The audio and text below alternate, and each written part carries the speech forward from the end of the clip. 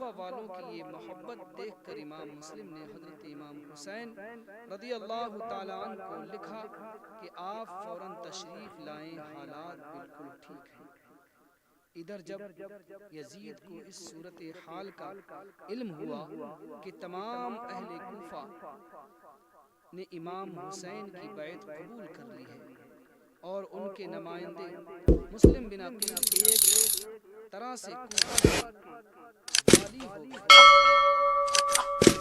اور گورنر نے ان کے خلاف کوئی کارروائی نہیں کی، تو اس نے بصرہ کے گورنر زیاد کو فوراً کوفہ روانہ کیا اور کوفہ کے گورنر نعمان بن بشیر کو معزول کر دیا۔ ابن زیاد بڑا مکار اور چالاک آدمی تھا۔ وہ سمجھتا تھا کہ جب میں کوفہ پہنچوں گا تو اہالیان کوفہ حضرت امام حسین رضی اللہ تعالیٰ عنہ کے انتظار میں ہوں گے، اس لیے کہ وہ ایک قافلہ کی شکل میں اسی راستے سے آیا جو مکہ مکرمہ سے آتا تھا۔ ابن زیاد شام کے وقت شہر میں داخل، اس نے اپنا منہ چھپا کر رکھا تھا۔ لوگوں نے سمجھا کہ حضرت امام حسین رضی اللہ تعالیٰ عنہ تشریف لے آئے اور بلا تعمیل خوشی سے نعرے لگاتے رہے۔ ابن زیاد کے ساتھ پوری خوشی میں کسی نے یہ نہ دیکھا کہ ہم کس کے نعرے لگا رہے ہیں۔ ابن زیاد تیزی سے قلعہ کے دروازے پر پہنچا اور فوراً اندر داخل ہو گیا اور قلعے کے دیوار پر کھڑے ہو کر چہرے سے نقاب الٹ دیا۔ کوفہ والوں کو اپنی غلطی کا احساس ہوا۔ ابن زیاد نے فوراً اعلان کیا کہ اے کوفہ والو، تم نے مسلم بن عقیل کی بیعت کر کے ہمارے مذہب کو دعوت دی ہے۔ سورج طلوع ہوتے ہی تمہارے مکانات جلا دیے جائیں گے، تمہاری گردنوں پر ہماری تلواریں لہراتی نظر آئیں گی۔ بہتر یہی ہے کہ طلوع فجر سے پہلے مسلم بن عقیل کی بیعت توڑ دو، ورنہ تمہاری جان، مال، اولاد کوئی چیز بھی مجھ سے بچ نہ سکے گی۔ کوفہ والے ابن زیاد کے اس دھمکیوں میں آ گئے، ان کے جسم تھر تھر کانپنے لگے۔ سینکڑوں کوفیوں نے اسی وقت بیعت توڑ دینے کا اعلان کر دیا اور باقی تقریباً تمام ہی متذب ہو گئے۔ رات گزر گئی۔ حضرت امام مسلم حانی بن عمرہ کے گھر پہنچے اور اس کو کہا کہ اہل کوفہ نے میرے ساتھ اور دھڑا دھڑ بیعت توڑ رہے ہیں۔ ادھر ابن زیاد نے 40 معززین کو قلعہ میں بلا کر گرفتار کر لیا۔ جب ابن زیاد کو علم ہوا کہ امام مسلم حانی کے گھر موجود ہیں تو اس نے حانی کو بلا کر کہا کہ تم نے میرے دشمن کو پناہ دی ہے، اگر مجھے تیری دیرینہ دوستی کا پاس نہ ہوتا تو ابھی تمہاری گردن اڑا دیتا۔ حضرت حانی نے کہا، دوستی کا پاس کرتا ہے اور رسول کریم صلی اللہ تعالی علیہ وسلم کی نسبت کا کوئی احساس نہیں؟ اگر کوئی احساس نہیں، آخر اس ظالم نے حانی کو شہید کرا دیا۔ حضرت مسلم بن عقیل کو علم ہوا تو آپ حانی کے گھر سے باہر نکلے تو ابن زیاد کی فوج نے مکان کو گھیرے میں لے رکھا تھا۔ آپ اپنے دونوں بچوں کو قاضی شرح کے سپرد کر کے محمدی کچھار کے شیر نے ایک ہی حملہ سے تمام فوج کو بھگا دیا۔ اللہ قاضی شرح کے سپرد کر آئے تھے محمدی کو کچھار کے شیر نے ایک ہی حملہ سے تمام فوج کو بھگا دیا۔ ابن زیاد سر پٹک کر رہ گیا، فوجوں کے دستے امام مسلم کو گرفتار نہ کر سکے۔ اس نے فوراً مزید فوج بھیج دی، مگر اتنی دیر میں کچھ کوفی بھی حضرت امام مسلم کے ساتھ مل چکے تھے۔ آپ کے جوہر تلوار دیکھ کر کوفہ والوں کی ڈھارس بند گئی۔ لوگ ایک بار پھر حضرت مسلم کے ساتھ مل چکے تھے۔ بڑھتے بڑھتے یہ تعداد 50,000 تک پہنچ گئی۔ آپ نے اس لشکر کو ساتھ لے کر قلعہ کا محاصرہ کر لیا۔ ابن زیاد گھبرا گیا۔ اب اس نے یہ چال چلی کہ وہ 40 معززین جن کو اس نے دھوکے سے بلا کر گرفتار کیا ہوا تھا، ان کو کہا کہ تم قلعہ کی دیوار پر کھڑے ہو کر اپنے اپنے قبیلے اور رشتہ داروں کو کہو کہ واپس چلے جاؤ، ورنہ قلعہ پر حملہ سے پہلے ہمارے سر جسموں سے الگ کر دیے جائیں گے۔ اس کی یہ تجویز کارگر ثابت ہوئی۔ ان 40 گڑ گڑا کر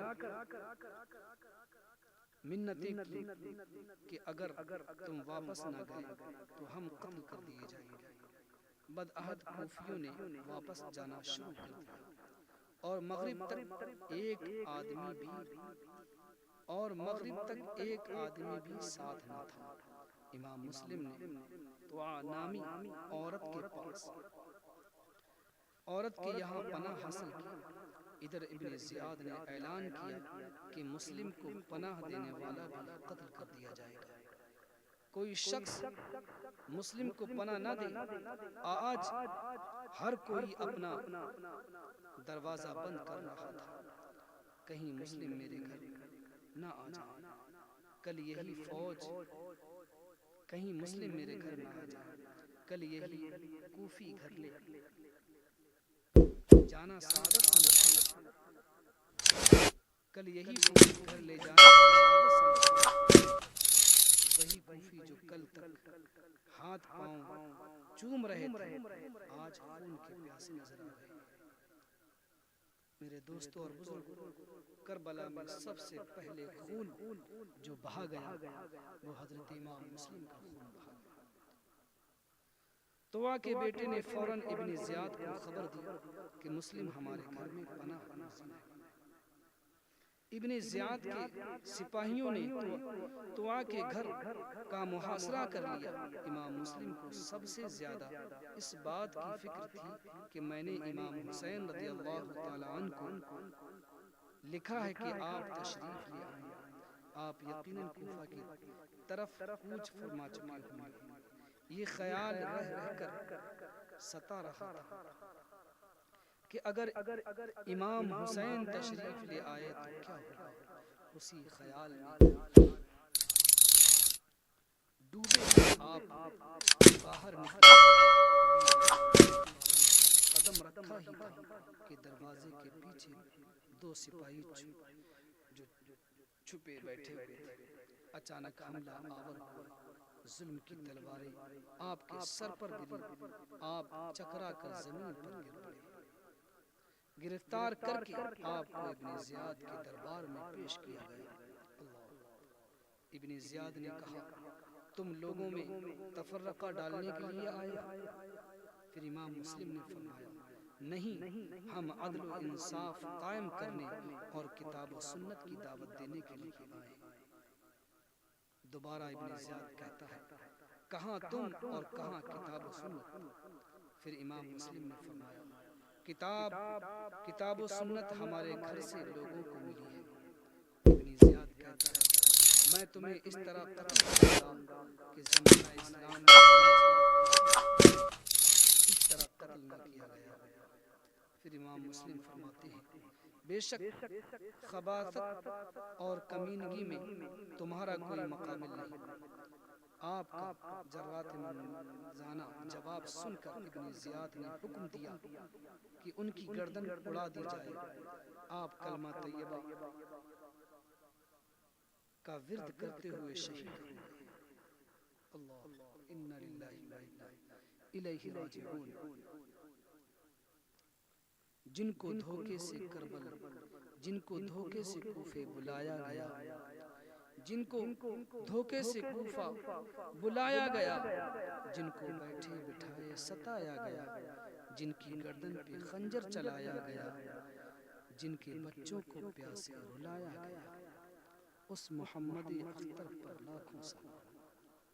سوانح کربلا میں خون کی یہ پہلی لکیر تھی جو کوفہ میں امام مسلم کو خون سے کھینچی۔ ابو مسلم رضی اللہ تعالیٰ محمد اور ابراہیم رضی اللہ تعالیٰ عنہ دونوں معصوم بچے قاضی شرح کے گھر ان تمام واقعات سے بے خبر موجود تھے۔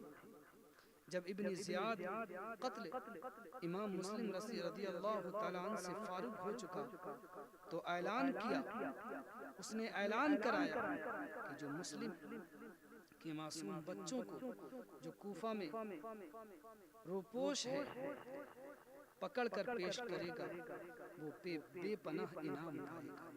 قاضی شرح یہ اعلان سن کر سخت پریشان ہوئے، اس کی آنکھوں میں آنسو بھر آئے۔ بچے یہ حالات دیکھ کر گھبرا گئے اور قاضی شرح سے کہا،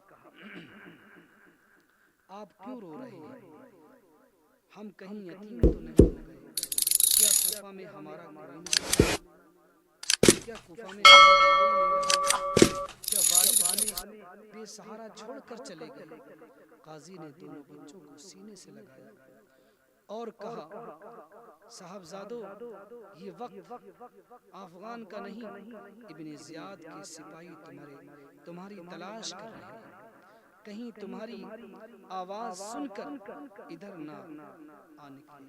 صبح ایک قافلہ دروازہ عراقین سے مدینہ منورہ جا رہا ہے، اس کے ساتھ